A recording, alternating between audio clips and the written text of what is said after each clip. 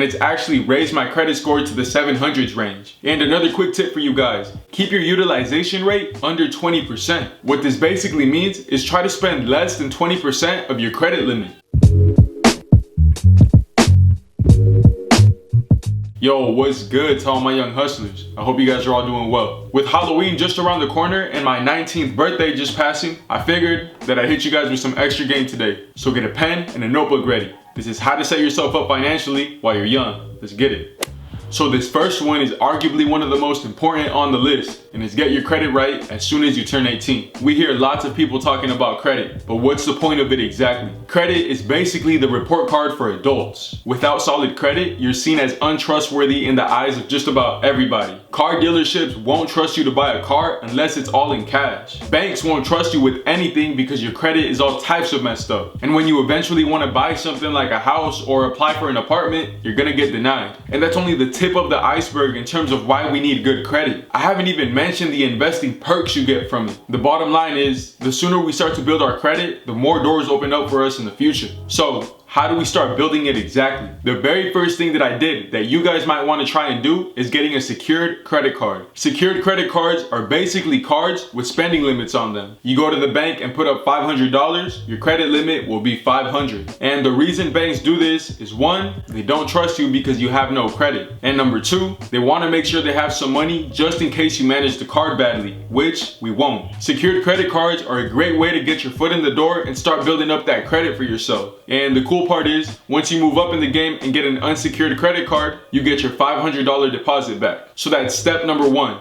get a secured credit card. Step two is buy small things with it and pay it off when the bill is due. That's literally it. Your credit is gonna grow just by doing this. It's what I did when I first got my card about a year ago, and it's actually raised my credit score to the 700s range. And another quick tip for you guys, keep your utilization rate under 20%. What this basically means is try to spend less than 20% of your credit limit. So let's say for example purposes, you get a card for $400. Spend lower than 20% of that $400, which turns out to be under $80. This actually helps boost your score. Maxing out your card and then paying it off in full does not increase your credit score at all. If anything, it might even lower it. The credit bureaus want to see you spend as less as possible on your cards. I learned this the hard way. My credit score was at 750, but since I was going over that 20 to 30% utilization, my credit score actually went down a bit, even though I was paying all of my bills on time. I did my research and found out why. Hopefully, you guys are able to learn from my mistake. I'm currently cooking up a how to pay your credit card video as we speak. This credit game is crazy. Trust me, you guys, you're not gonna wanna miss that one. So that's the first thing we gotta do to set ourselves up financially while we're young.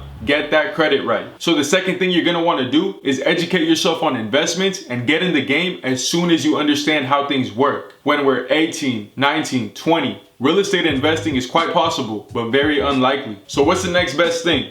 The stock market. The barrier to entry is much lower, and you don't need anything like good credit, for example. But just because it's easier to get into doesn't mean we should get in right away. Learn what the stock market is, types of investments you can make in the stock market, what strategies you can choose from, and things like that. Really get a feel for how things work. Like I've mentioned before, Stock Investing for Dummies is a great book that I still come back to. I also got a Stock Market 101 playlist that you guys can check out. I really think that would be a great help for all my new investors.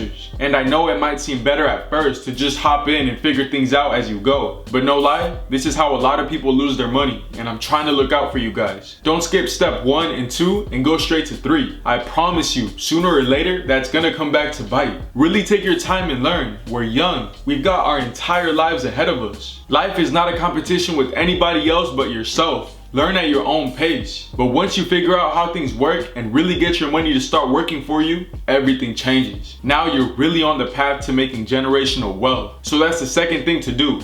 Educate yourself, and once you do, get into the stock market game. So once you've started to get your credit right, started to educate yourself on the stock market, and got yourself in the game as well, you're gonna wanna get your money up. This one is number 3. Get a job that's gonna start providing you income, whether that's retail, fast food, construction, whatever. The point is, get some income coming in. You need money to make money. So once you guys got that money coming in, do 2 things with it. Save and invest. Save a portion of it for hard times, and another portion of it for opportunity. And lastly, invest whatever you can afford. You're gonna have a cash cushion for yourself, and you're gonna have money working for you early on. Once you've got that income coming in, you can really start to invest aggressively and get a head start on life. So next up, number 4, start to develop skills like crazy. Become a magnet when it comes to learning new things. What you know and what you're good at is gonna determine your value in the marketplace. This is real life facts. The more you educate yourself, the lower your chances are of ever going broke. If a worst case scenario happens and you open up a business that fails, you got skills to fall back on. And this goes for all my young hustlers that aren't really trying to start a business too. If you happen to lose a job, you still have your skills. Nobody can ever take that away from you. At that point, you're well-rounded. You're good on all angles. And finally, number 5,